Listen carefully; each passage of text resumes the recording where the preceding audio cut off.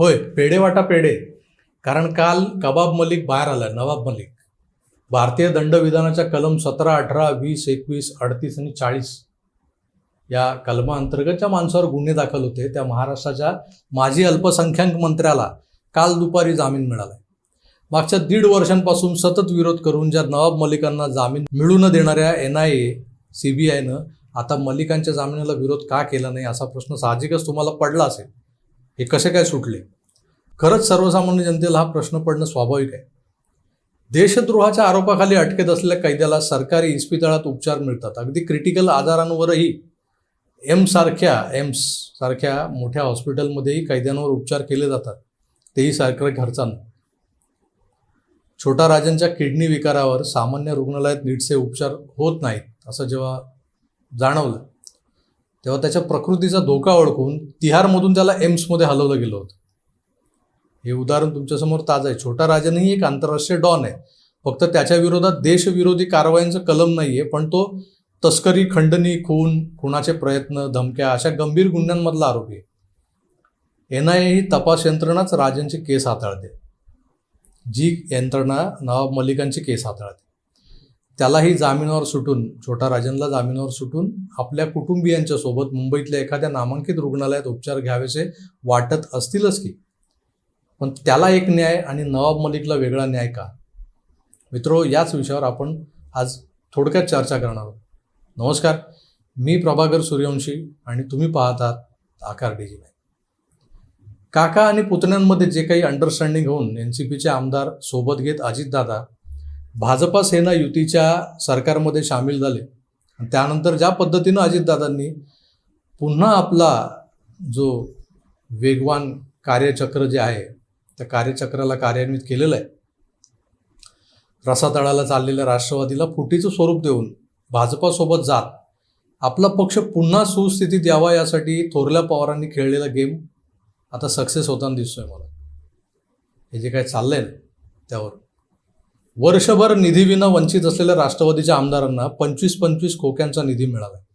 पुढच्या वर्षभरात अजून तितकाच किंवा त्यापेक्षाही जास्त निधी दादा आपल्या लोकांकडे वळवतील यात शंकाच नाही. त्यांनी काकांची साथ सोडून जेव्हा बाहेर पडले आणि यांच्यासोबत येताना उपमुख्यमंत्रीपद तर हवंच, पण अर्थ खातंही हवं यासाठी हट्ट धरला होता. कारण काय होतं की राज्याच्या तिजोरीच्या चाव्या पुन्हा आपल्या हातात यावं.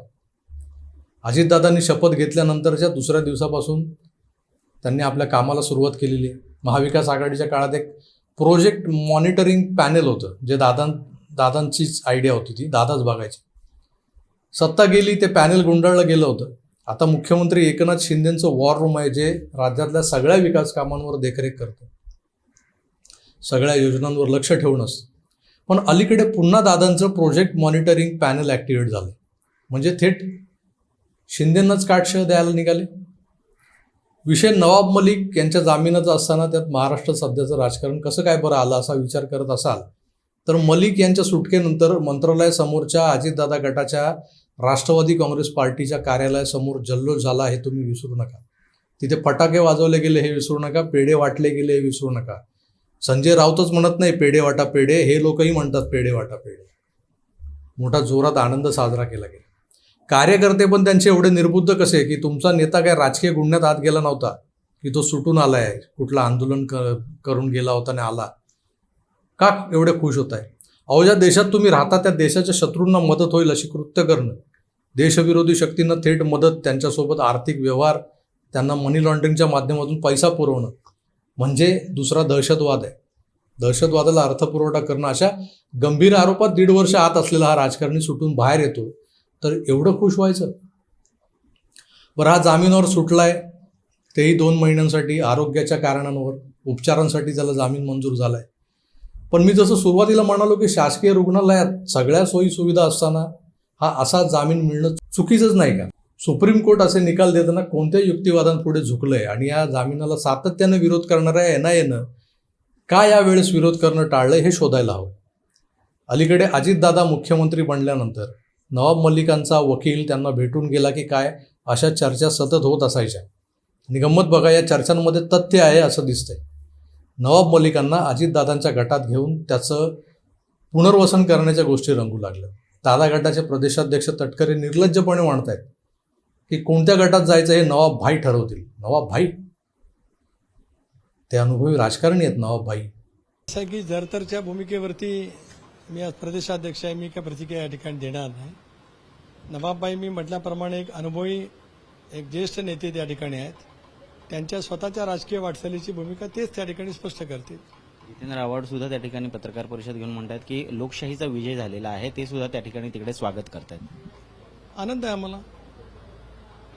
परंतु भविष्यात नवाब मलिक कुठे आहेत याबाबतचा पडदा कधी उघडणार?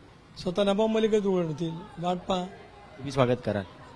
असं शेवटी नवाब मलिकच या अवतीतली स्पष्टपणाची भूमिका घेतील. तिकडे जितेंद्र आव्हाडांना पण नवाब भाई आपल्यासोबत हवाय. कारण मुंबई महानगरपालिका निवडणूक लढवताना त्यांना मुंबईतल्या मुस्लिमांना आपल्याकडे खेचण्यासाठी एक दुःखी पीडित चेहरा हवाय, जो नवाब मलिकच्या रूपानं यांना उपलब्ध झालाय.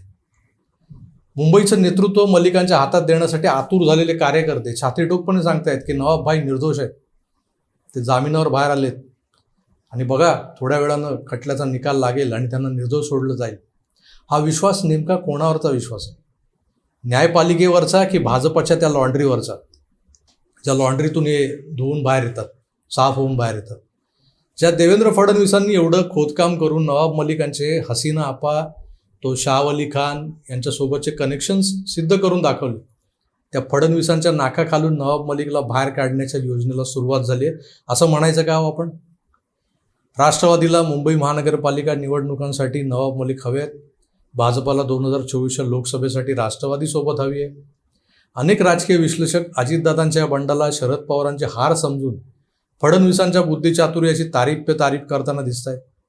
जे सामान्य कार्यकर्ते नाराज झालेत त्यांना उपदेशाचे डोस पाचतायत की अरे कपाळ करंट्यांनो, तुम्हाला एवढा मोठा विजय दिसत नाहीये का? तुम्ही त्या अजितदादांच्या वरचढ होण्याचं तुंतून वाजवत बसलाय, पण हा विजय दिसत नाही तुम्हाला? अहो पण अजितदादा जर असाच पोखरत आज शिरला आणि एके दिवशी ठरल्याप्रमाणे शरद पवार आले सगळं पोखरून झाल्यावर, लोक माझे सांगातीची तिसरी आवृत्ती घेऊन की होय मीच होतो या बंडाच्या मागे, मग काय कराल? मग बसा बोंबलं. नवाब मलिकांचं एवढ्या गंभीर आरोपांखाली कलमांखाली अटकेत असताना जामीन मिळवून बाहेर येणं आणि त्याचा अजितदादांच्या सकट थोरल्या पवारांच्या गटातही आनंद साजरा केला जाणं हे जरासं फिशी आहे, संशयास्पद आहे. जामिनावर सुटलेले नवाब मलिक 2 महिन्यांपुरते झालेत की आता परत जाणे नाहीच. एवढी जर प्रकृती ढासळलेली असेल तर हा माणूस जेलातून बाहेर आला तसा थेट हॉस्पिटलमध्ये दिसला पाहिजे होता. उद्या विजयी मिरवणुका किंवा सत्कार समारंभात दिसला तर त्याला तिथून उचलून आत टाकलाच पाहिजे. उपचारासाठी बाहेर आलाय ना, मग उपचार घे, हा पाहुणचार नको. दादांसोबत येतोय म्हणून जर त्याला पुन्हा मंत्री बनवणार असेल तर महाराष्ट्राच्या जनतेनं या विरोधात उभं ठाकलं पाहिजे.